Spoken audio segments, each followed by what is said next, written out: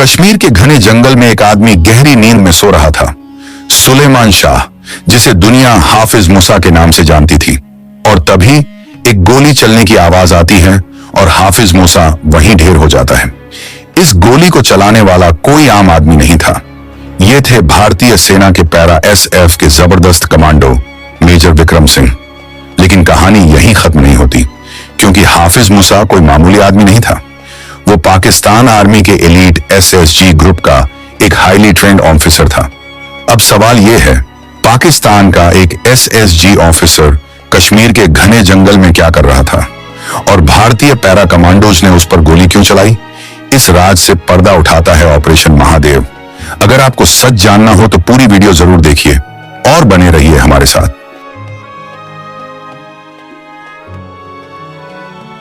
तारीख थी 22 अप्रैल 2025 की। कश्मीर के वैसन वैली में पर्यटक घूम रहे थे। नवविवाहित जोड़े हनीमून मना रहे थे कि तभी जंगल की तरफ से 3 आतंकवादी निकले। उनके हाथों में AK-47 और M4 कार्बाइन जैसी घातक राइफलें थीं। ये आतंकी लश्कर-ए-तैयबा और द रेजिस्टेंस फ्रंट के खूंखार भेड़िए थे, जो सरहद पार पाकिस्तान से सिर्फ एक ही मकसद लेकर आए थे, दहशत फैलाना और बेगुनाहों का खून बहाना। उनकी आंखों में वहशीपन था और चाल में मौत की आहट। उन्होंने आते ही सबको बंधक बना लिया। उसके बाद शुरू हुआ वह घिनौना खेल जिसने सबके दिल दहला दिए। उन्होंने एक एक करके सबसे उसका धर्म पूछा और जो हिंदू पाए गए उन्हें गोली मार दी गई।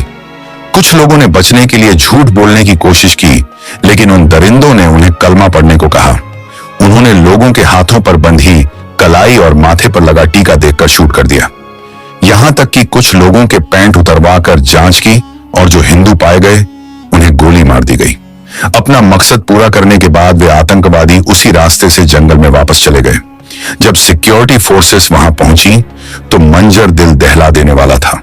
हर तरफ खून बिखरा था, लोगों का सामान इधर उधर पड़ा था और हवा में एक भारी सन्नाटा था जो चीखों के बाद आता है। इंडियन आर्मी और जम्मू कश्मीर पुलिस ने तुरंत पूरे इलाके की घेराबंदी कर दी।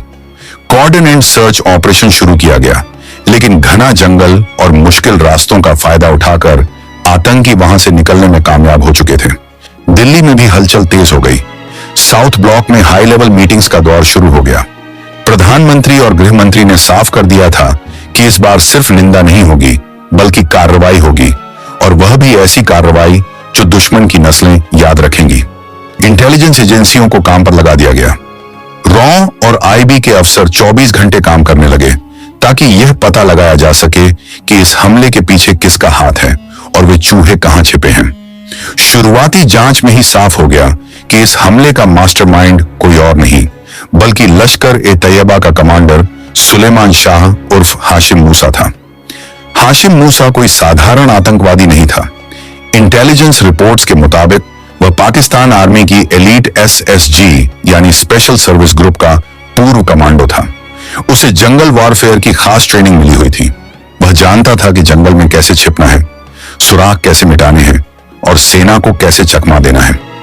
लेकिन वह एक बात भूल गया था। वह भूल गया कि उसका सामना इंडियन आर्मी से है, जिसके शब्दकोश में नामुमकिन जैसा कोई शब्द नहीं है। 7 मई 2025 हमले के ठीक 15 दिन बाद भारत ने अपना पहला जवाब दिया। इस मिशन का नाम था ऑपरेशन सिंदूर। यह एक हवाई हमला था। इंडियन एयर फोर्स के फाइटर जेट्स ने LOC के पार जाकर पाकिस्तान के कब्जे वाले कश्मीर में आतंकी लॉन्च पैड्स को निशाना बनाया। यह एयर स्ट्राइक बहुत सटीक थी। इसमें लश्कर और जैश के कई कैंप्स तबाह कर दिए गए। खबरों के मुताबिक 100 से ज्यादा आतंकी मारे गए। ऑपरेशन सिंदूर ने दुश्मन की कमर तोड़ दी थी, लेकिन इंडियन आर्मी जानती थी कि यह अब भी अंत नहीं है।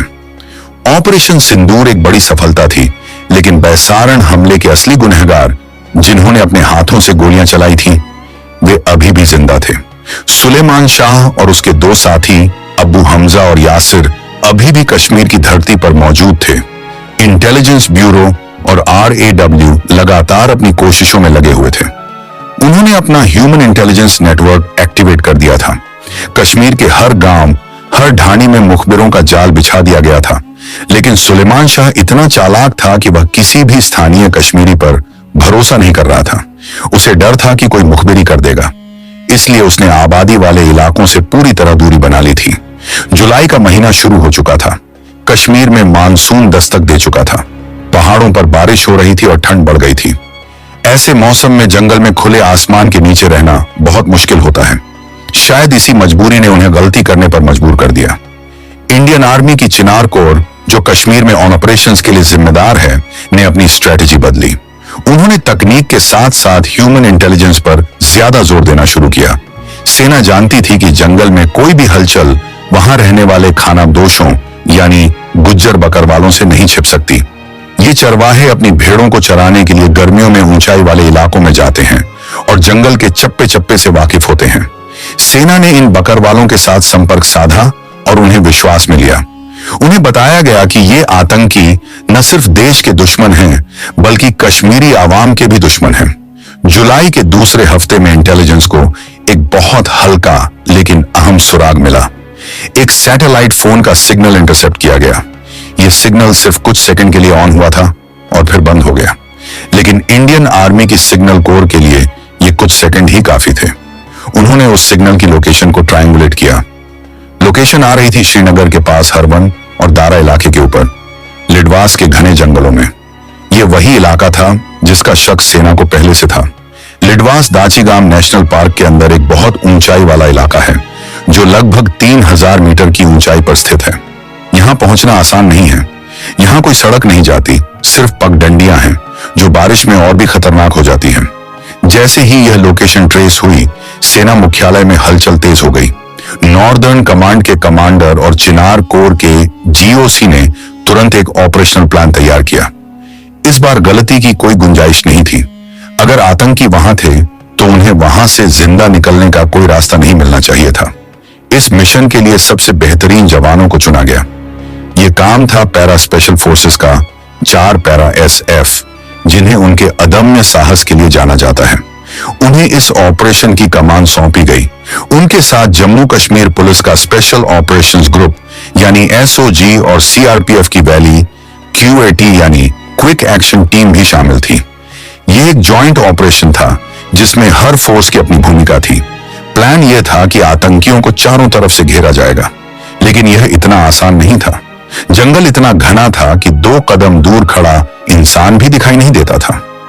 ऊपर से खराब मौसम और बारिश ने चुनौती को और बढ़ा दिया था, लेकिन हमारे जवानों के हौसले हिमालय से भी ऊंचे थे। उन्हें पता था कि वे किसके पीछे जा रहे हैं, उस शैतान के पीछे जिसने बच्चों और औरतों पर गोलियां चलाई थीं। हर जवान के मन में बस एक ही बात थी, आज नहीं तो कभी नहीं। ऑपरेशन का नाम रखा गया ऑपरेशन महादेव। यह नाम भगवान शिव के नाम पर था, जो संहार के देवता माने जाते हैं, और साथ ही उस महादेव पीक के नाम पर भी, जिसके करीब यह ऑपरेशन होने वाला था। नाम ही काफी था बताने के लिए कि दुश्मनों का अंजाम क्या होने वाला है। 16 जुलाई से 31 जुलाई के बीच का समय तय किया गया। सेना ने धीरे धीरे बिना किसी शोर के अपनी टुकड़ियों को जंगल की तरफ भेजना शुरू किया। यह एक सर्च एंड डिस्ट्रॉय मिशन था। जवानों को साफ निर्देश थे, सरप्राइज एलिमेंट खत्म नहीं होना चाहिए। दुश्मन को भनक भी नहीं लगनी चाहिए कि मौत उनके दरवाजे पर दस्तक देने आ रही है। जुलाई का महीना अपने आखिरी दौर में था, लेकिन ऑपरेशन महादेव अब अपने सबसे रोमांचक मोड़ पर पहुंच चुका था। दाची गांव के जंगलों में सन्नाटा था, लेकिन यह सन्नाटा किसी तूफान के आने का संकेत था। 4 पैरा SF और SOG की टीमें जंगल के अलग अलग रास्तों से लिडवास की तरफ बढ़ रही थीं। उनके पास अत्याधुनिक उपकरण थे, night vision goggles, thermal imager और ड्रोन्स। लेकिन घने पेड़ों की वजह से ड्रोन्स का इस्तेमाल बहुत सीमित था। सबसे बड़ा हथियार उनकी अपनी आंखें और कान थे। खुफिया जानकारी पुख्ता थी। एक स्थानीय बकरवाल ने पुलिस को बताया था कि उसने जंगल के ऊपरी हिस्से में 3 अनजान लोगों को देखा है, जो फौजियों जैसी वर्दी में नहीं थे, लेकिन उनके पास बड़े हथियार थे और वे कश्मीरी नहीं लग रहे थे। यह जानकारी उस सैटेलाइट फोन इंटरसेप्ट से मेल खा रही थी। अब पहेली के टुकड़े जुड़ने लगे थे। बकरवाल ने बताया कि वे लोग एक प्राकृतिक गुफा के पास तंबू लगाकर रह रहे हैं, जो एक नाले के किनारे है। यह जगह टैक्टिकल दृष्टि से बहुत महत्वपूर्ण थी। ऊंचाई पर होने की वजह से वहां से नीचे आने वाले किसी भी रास्ते पर नजर रखी जा सकती थी। सुलेमान शाह ने अपनी छिपने की जगह बहुत सोच समझकर चुनी थी। वहां से वह आसानी से देख सकता था कि कोई सेना की टुकड़ी ऊपर आ रही है या नहीं। यही वजह थी कि सेना ने दिन के उजाले में सीधा हमला करने के बजाय रात के अंधेरे और खराब मौसम का फायदा उठाने का फैसला किया। 27 जुलाई की रात आसमान में घने बादल थे और हल्की बारिश हो रही थी। चांद की रोशनी भी बादलों के पीछे छिपी थी। जंगल में घना अंधेरा था। यही वह वक्त था जिसका हमारे जवान इंतजार कर रहे थे। मेजर विक्रम अपनी टीम को लीड कर रहे थे। उन्होंने इशारों में अपनी टीम को आगे बढ़ने का आदेश दिया। वे जीपीएस का इस्तेमाल कर रहे थे ताकि रास्ता न भटके। चढ़ाई बहुत खड़ी थी। कई जगहों पर उन्हें रस्सियों का सहारा लेना पड़ा। हर कदम पर फिसलन थी। एक छोटी सी गलती और वे सैकड़ों फीट नीचे खाई में गिर सकते थे। लेकिन उनकी ट्रेनिंग ऐसी थी कि वे पहाड़ों पर भी चीते की फुर्ती से चल सकते थे। मेजर विक्रम को पता था कि वे किल जोन के करीब पहुंच रहे हैं। उन्होंने अपनी टीम को 2 हिस्सों में बांट दिया। एक टीम, जिसे अल्फा कहा गया, वह सीधे रास्ते से जा रही थी, जबकि दूसरी टीम ब्रावो पीछे के रास्ते से यानी पहाड़ की दूसरी तरफ से ऊपर चढ़ रही थी। मकसद यह था कि अगर आतंकी भागने की कोशिश करें तो वे ब्रावो टीम के जाल में फंस जाएं। यह classic hammer and enable tactic थी। एक तरफ से हथौड़ा मारो और दूसरी तरफ निहाई पर रखकर कुचल दो। रात के करीब 3 बज रहे थे। ठंड हड्डी तक कंपा देने वाली थी, लेकिन जवानों के शरीर में एड्रेनालिन दौड़ रहा था, जिससे उन्हें ठंड का एहसास नहीं हो रहा था। तभी अल्फा टीम के लीड स्काउट ने हाथ उठाकर रुकने का इशारा किया। उसने अपने थर्मल इमेजर में कुछ देखा था। लगभग 200 मीटर की दूरी पर पेड़ों के झुरमुट के बीच उसे 3 हीट सिग्नेचर्स दिखाई दिए, यानी 3 जीवित प्राणी। क्या वे जानवर थे या वही थे जिनकी तलाश थी? मेजर ने ध्यान से स्क्रीन पर देखा। 2 आकृतियां लेटी हुई थी, शायद सो रही थी, और एक आकृति बैठी हुई थी जिसके हाथ में कुछ लंबा सा था, एक राइफल। यह सेंट्री था, पहरेदार। अब कोई शक नहीं था, ये वही आतंकी थे। सुलेमान शाह ने अपनी सुरक्षा के लिए पहरा लगा रखा था। मेजर विक्रम ने तुरंत हेडक्वार्टर्स को रेडियो पर मैसेज भेजा, contact established, target in sight. Headquarters से आदेश मिला, proceed with caution, take them out. अब सवाल यह था कि हमला कैसे किया जाए। अगर वे गोली चलाते तो आवाज से बाकी दोनों जाग जाते और जवाबी कार्रवाई शुरू कर देते। अंधेरे में गोलीबारी बहुत खतरनाक हो सकती थी। मेजर ने स्नाइपर को पोजीशन लेने का इशारा किया। स्नाइपर ने अपनी लॉन्ग रेंज राइफल को सेट किया और साइलेंसर चेक किया। उसका निशाना उस बैठे हुए पहरेदार पर था। उसे एक ही शॉट में ढेर करना था ताकि वह शोर न मचा सके। उधर ब्रावो टीम भी अपनी पोजीशन पर पहुंच चुकी थी। उन्होंने पीछे के सारे रास्ते ब्लॉक कर दिए थे। अब ये आतंकी एक ऐसे पिंजरे में थे जिसकी चाबी इंडियन आर्मी के पास थी। जंगल में सन्नाटा इतना गहरा था कि बारिश की बूंदों की आवाज भी साफ सुनाई दे रही थी। हर जवान की उंगली ट्रिगर पर थी, सांसें थमी हुई थी। वह पल आ गया था जब महीनों की मेहनत, खुफिया जानकारी और सब्र का फल मिलने वाला था। सुलेमान शाह, जो खुद को पाकिस्तान का सबसे बेहतरीन कमांडो मानता था, आज अपनी जिंदगी की सबसे बड़ी गलती कर बैठा था। उसने इंडियन आर्मी के धैर्य को उसकी कमजोरी समझ लिया था। वह नहीं जानता था कि भारतीय सेना जब आती है तो तूफान की तरह आती है। अचानक जंगल में एक सूखी टहनी टूटने की आवाज आई, शायद हवा से या किसी जानवर के चलने से। वह पहरेदार चौकन्ना हो गया। उसने अपनी राइफल उठाई और अंधेरे में इधर उधर देखने लगा। क्या उसे भनक लग गई थी? क्या ऑपरेशन खतरे में पड़ गया था? मेजर विक्रम का दिल तेजी से धड़कने लगा। अगर उसने गोली चला दी तो सरप्राइज खत्म हो जाएगा। स्नाइपर ने अपनी सांस रोकी। क्रॉस हेयर सीधे उस पहरेदार के सिर पर था। मेजर ने धीरे से विस्पर किया, होल्ड फायर, होल्ड। वे चाहते थे कि आतंकी थोड़ा और रिलैक्स हो जाए। पहरेदार ने कुछ देर इधर उधर देखा, फिर शायद उसे लगा कि कोई जानवर होगा। वह वापस बैठ गया। उसने अपनी राइफल को घुटनों पर रख लिया और जेब से कुछ निकालने लगा, शायद बीड़ी या सिगरेट। यही वह मौका था। जैसे ही लाइटर की हल्की सी चिंगारी जली, उसकी लोकेशन और भी पक्की हो गई। अब और इंतजार करना बेवकूफी होती। सुबह होने में कुछ ही घंटे बचे थे। जैसे ही सूरज की पहली किरण निकलती, आतंकियों को भागने का मौका मिल सकता था, क्योंकि वे इलाके को सेना से बेहतर जानते थे। इसलिए अंधेरे में ही खेल खत्म करना जरूरी था। मेजर विक्रम ने अपनी घड़ी देखी, 3:45। उन्होंने गो कोड दिया, हर हर महादेव। ये सिर्फ एक नारा नहीं था, ये उस ऑपरेशन का नाम भी था और विजय का उद्घोष भी। इस कोड को सुनते ही हर जवान हरकत में आ गया। स्नाइपर की उंगली ट्रिगर पर कस गई और निशाने को एक बार फिर एडजस्ट किया गया। हवा की गति और दूरी का हिसाब लगाया गया। यह शॉट चूकने का मतलब था एक लंबी और खूनी मुठभेड़ जिसमें जवानों की जान भी जा सकती थी, इसलिए गलती की कोई गुंजाइश नहीं थी। जंगल के सन्नाटे में मौत अपनी चाल चलने के लिए तैयार थी और उस पहरेदार को अंदाजा भी नहीं था कि उसकी जिंदगी के अब बस चंद सेकंड ही बचे हैं। हर हर महादेव का सिग्नल मिलते ही जंगल का सन्नाटा टूट गया, लेकिन गोलियों की आवाज से नहीं बल्कि एक सटीक और साइलेंट कार्रवाई से। स्नाइपर की राइफल से एक दबी हुई आवाज निकली, पफ, और उसी पल वह बैठा हुआ पहरेदार जो यासिर उर्फ हमजा अफगानी था, बिना किसी आवाज के पीछे लुढ़क गया। गोली सीधे उसके दिमाग में लगी थी। उसे संभलने, चीखने या अपनी राइफल उठाने का एक सेकंड भी नहीं मिला। उसका लाइटर उसके हाथ से गिर गया और बुझ गया, लेकिन उस गिरने की आवाज ने तंबू के अंदर सो रहे बाकी 2 आतंकियों को जगा दिया। सुलेमान शाह और अब्बू हमाजा दोनों कच्चे खिलाड़ी नहीं थे। हल्की सी आहट होते ही उनकी नींद खुल गई। उन्हें तुरंत एहसास हो गया कि कुछ गड़बड़ है।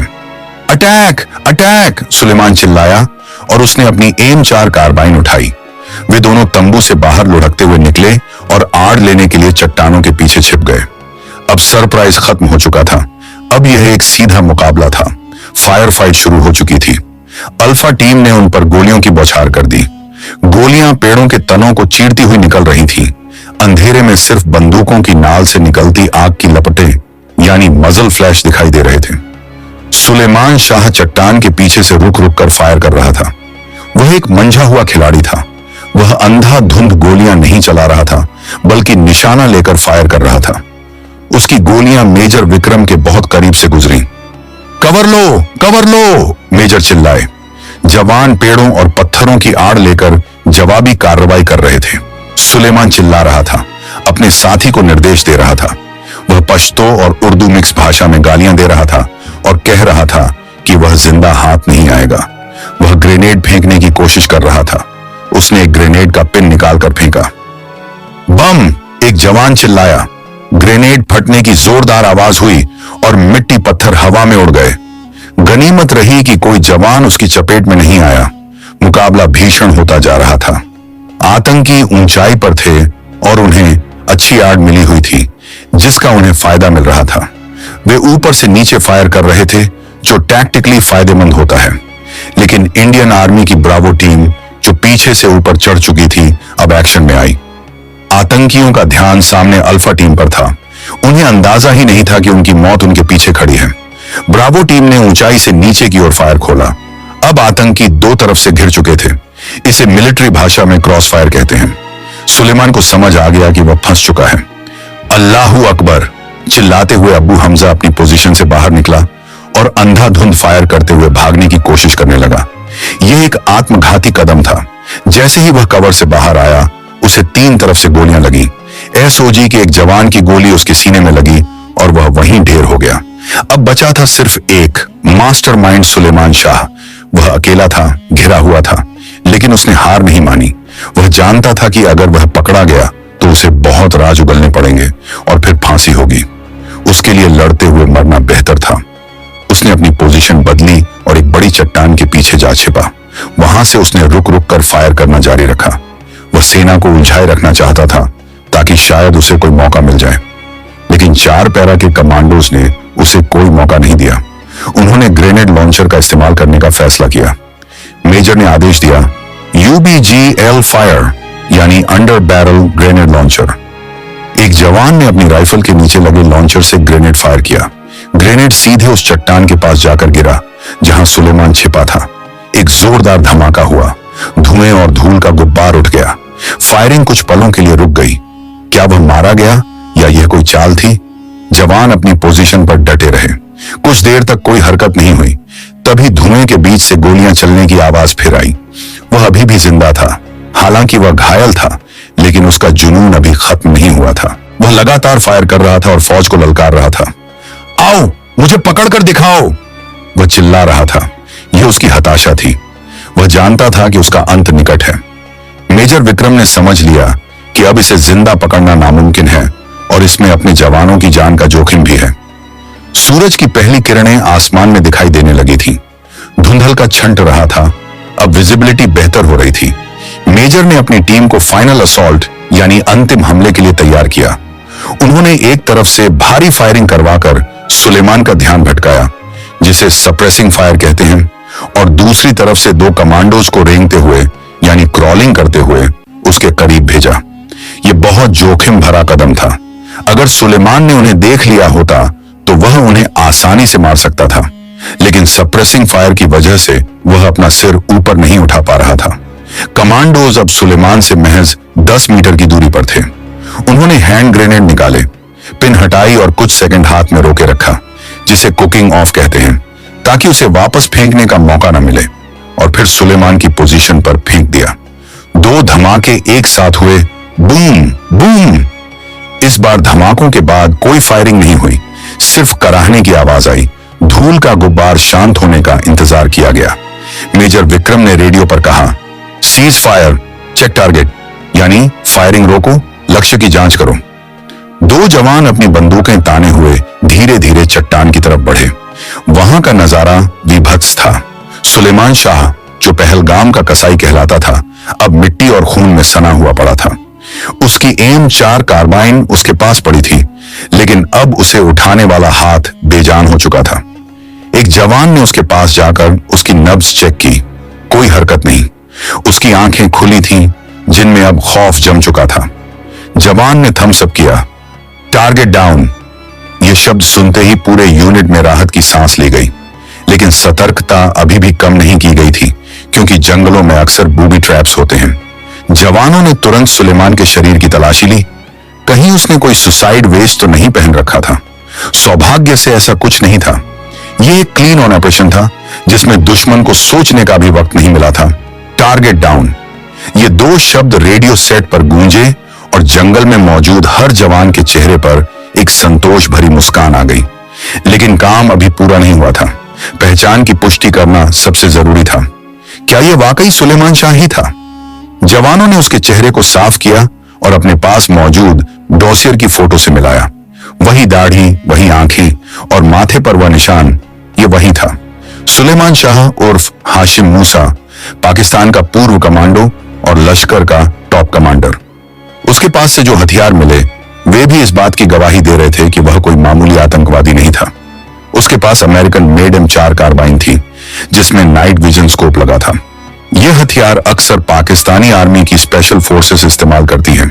इसके अलावा उसके पास से एक सैटेलाइट फोन, कुछ दस्तावेज और नक्शे भी मिले, जिन पर इंडियन आर्मी के ठिकानों के निशान लगे थे। मेजर विक्रम ने तुरंत बेस को कंफर्म किया। ऑपरेशन महादेव सक्सेसफुल, तीनों target neutralized. Suleman Shah is history, यानी ऑपरेशन सफल, तीनों ढेर। सुलेमान शाह अब इतिहास बन चुका है। यह खबर जैसे ही श्रीनगर हेडक्वार्टर्स पहुंची, वहां खुशी की लहर दौड़ गई। GOC ने तुरंत दिल्ली में सेना प्रमुख और रक्षा मंत्री को सूचित किया। यह एक बहुत बड़ी कामयाबी थी। पहलगाम हमले का बदला पूरा हो चुका था।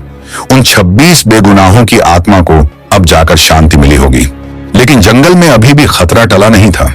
हो सकता था कि आसपास कोई और आतंकी छिपा हो या उन्होंने कोई IED लगा रखा हो। इसलिए जवानों ने पूरी सावधानी के साथ तलाशी अभियान यानी सैनिटाइजेशन चलाया। तंबू के अंदर से उन्हें भारी मात्रा में गोला बारूद, सूखा राशन और दवाइयां मिली। इससे पता चलता था कि वे यहां लंबी लड़ाई की तैयारी के साथ आए थे। सबसे चौंकाने वाली बात यह थी कि उनके पास से कुछ ऐसे इंजेक्शन भी मिले जो अक्सर घायल होने पर दर्द कम करने और जागते रहने के लिए इस्तेमाल किए जाते हैं। यह सब पाकिस्तान की स्टेट स्पॉन्सरशिप का सबूत था। शवों को रिकवर करना भी एक चुनौती थी। ऊंचाई से नीचे लाना, और वह भी फिसलन भरे रास्तों से, यह मुश्किल काम था। लेकिन इंडियन आर्मी अपने दुश्मनों के शवों का भी सम्मान करती है। प्रोटोकॉल के मुताबिक पुलिस ने शवों को अपने कब्जे में लिया। पंचनामा भरा गया और उन्हें पोस्टमार्टम के लिए श्रीनगर भेजा गया। वहां DNA टेस्ट के जरिए भी उनकी पहचान की पुष्टि की जानी थी, ताकि पाकिस्तान ये झूठ न बोल सके कि वे उनके नागरिक नहीं थे। हालांकि पाकिस्तान हमेशा की तरह इसे नकारने ही वाला था, लेकिन सबूत अब दुनिया के सामने आने वाले थे। तो दोस्तों, यह थी ऑपरेशन महादेव की इनसाइड स्टोरी। एक ऐसा ऑपरेशन जिसने साबित कर दिया कि नया भारत घर में घुसकर भी मारता है और जंगल में ढूंढकर भी। उम्मीद है कि हमारे जवानों की यह वीरता आपको पसंद आई होगी। अगर इस कहानी ने आपके रोंगटे खड़े किए हैं तो इस वीडियो को लाइक जरूर करें और कमेंट में जय हिंद या हर हर महादेव लिखना ना भूलें। अपने दोस्तों के साथ शेयर करें ताकि उन्हें भी पता चले असली हीरोज की कहानी। ऐसी ही और अनसुनी, रोंगटे खड़े कर देने वाली सच्ची कहानियों के लिए हमारे चैनल को सब्सक्राइब करें और बेल आइकन दबाएं ताकि आप कोई भी अपडेट मिस न करें। मिलते हैं अगली वीडियो में एक और जांबाज किस्से के साथ। तब तक के लिए जय हिंद, जय भारत।